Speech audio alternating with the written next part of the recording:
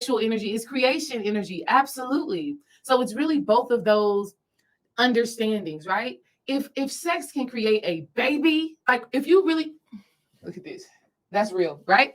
If sex can create a whole human being of flesh and bones and blood, it definitely can shapeshift some dimensions and some ways of thinking and some emotion. Because the reality is that everything starts in the spirit. A baby starts in the spirit, right? Everything in creation starts spiritually. And though we are in these physical bodies, we are energetic beings, right? Though we are spiritual beings, meaning energy beings having a human experience, this means our spirit comes first, right? Our spirit, that divine sacred energy that animates us, right? That animates us, that energy comes first.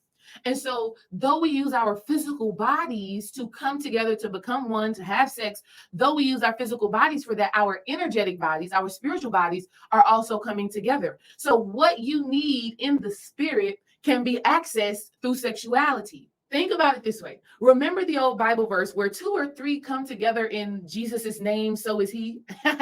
It's that same type of magical energy, right?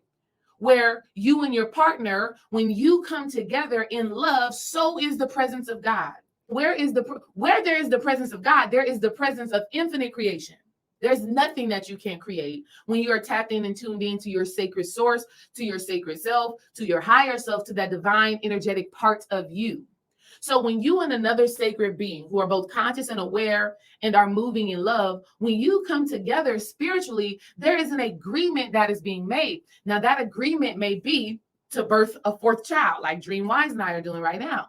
That agreement can also be, I want to birth a business, right? That agreement can also be, I want to let go of this wound. I want to let go of this trauma. I want to overcome this state of being.